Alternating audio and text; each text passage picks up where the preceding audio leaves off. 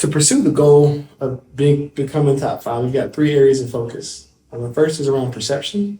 We just need people to believe that this is a great place to grow a company.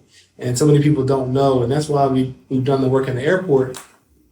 100 million people come through there every year to showcase what we've built or what is available as far as investors, some examples of unicorns. And many people don't know, like a Calendly was built here. Yeah. Many of you use it to schedule a meeting, right? So just trying to expose that so we'll let people know you can be successful as well, trying to make it easier to navigate, and then having more purpose-built spaces or programs, things like FinTech Atlanta or the Russell Center, which is here to support Black business, or Women's Entrepreneurship Initiative, that's the only municipally funded accelerator for women in America. So those are the types of things that we're doing on the perception side. Yeah.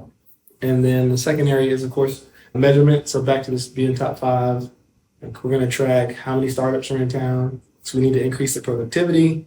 There was a study that BCG did that talked about what it would take for us to be a top 5 ecosystem. And something that people have latched on to is we'll need to produce about 2,000 companies a year.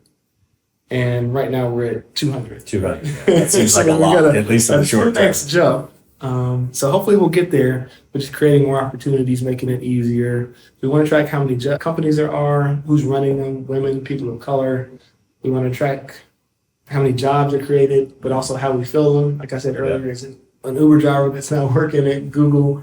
And then lastly, the investment dollars. So that's still going to be important, right? How much capital is available. But the troubling thing is if you look at that alone, we're like 15.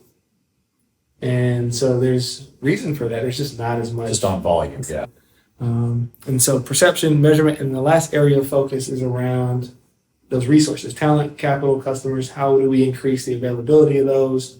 And then in talent, we've got 4 different categories of talent that we're thinking about. A long-term pipeline of K-12, finding people when they're young, getting them excited about technology. And so something we've done for them is we've added esports in our parks and rec centers. So literally trying to find ways to meet people where they are, because most people already game, but they don't see the connection between gaming and a career, right? So you can be a developer, you can be a designer, and you can work in the esports industry as a broadcast or as a producer. So all those things, like the pathways we're introducing to children at an early age. And so that's one thing, K-12. Universities, we have a heavy emphasis on universities this year with the need to try to retain that talent. But then there's this thing we built called the Atlanta Collegiate Entrepreneurship Syndicate, or ACES. And that's Georgia Tech, Georgia State, Morehouse, Spelman, Emory, Clark, Morehouse School of Medicine. So we're trying to increase the connectivity across campuses.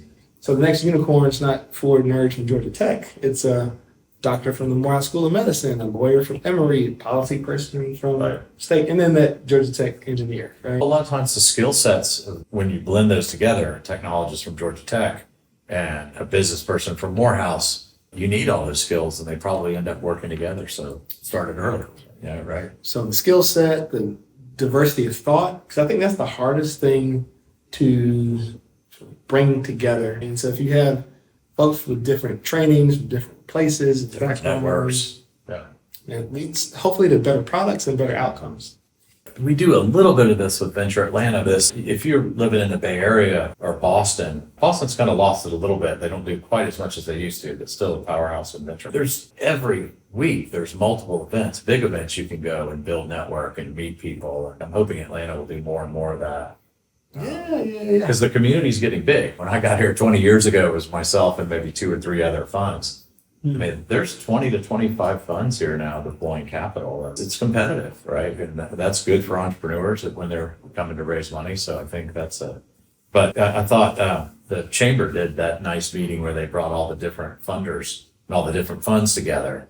And then David Cummings and I both left and said, gosh, I don't know if this should be through the chamber or we should take an initiative and just have essentially an affinity group of funds that gets together and just talks and meets all the time. But I think that would be a nice touch just to get people talking, create overlap in networks. So I think that alignment of everyone in the ecosystem. So if you've seen the branding for the ATL Tech Hub, it's a dot motif. Yeah, it's excellent. Right? So it's really around connecting the dots. All of the assets are here, and the dots are on the page, but if we can align and bring it together in the right way, we can paint a beautiful picture and reach top 5. And so trying to facilitate that is how I think we could really sum this up, because we've got everything here already. Yeah. And we haven't been coordinated. It's not a selfish or intentional thing that we haven't worked together, but I think if we can set a North Star and sort of march behind that, try to manufacture some wins, then you'll have that flywheel and it will continue. Yeah.